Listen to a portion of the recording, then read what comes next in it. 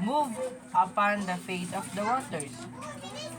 At ang lupa ay walang anyo at walang laman, at ang kadiliman ay sumasa ibabaw sa kalaliman, at ang Espiritu ng Diyos ay sumasa ibabaw ng tubig. Okay, in the first day, ang ginawa ng Diyos ay what? Araw at gabi. Okay, ang earth daw ay walang laman at walang anyo.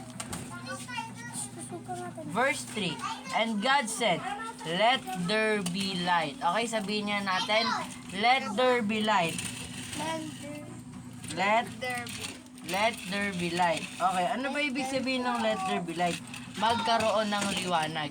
Bakit ba natin kailangan magkaroon ng liwanag? No? Kailangan nating maliwanagan lahat ng kabutihan ng Diyos. Kailangan natin maliwanagan ang ating utak dahil nakikita naman natin ang kinreate ni God, no?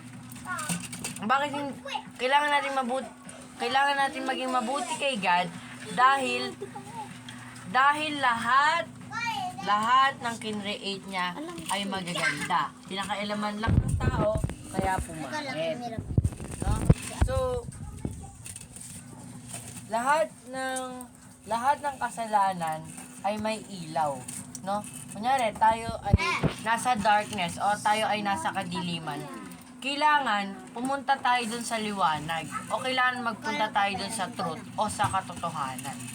No? Kailangan natin magpunta dun sa katotohanan.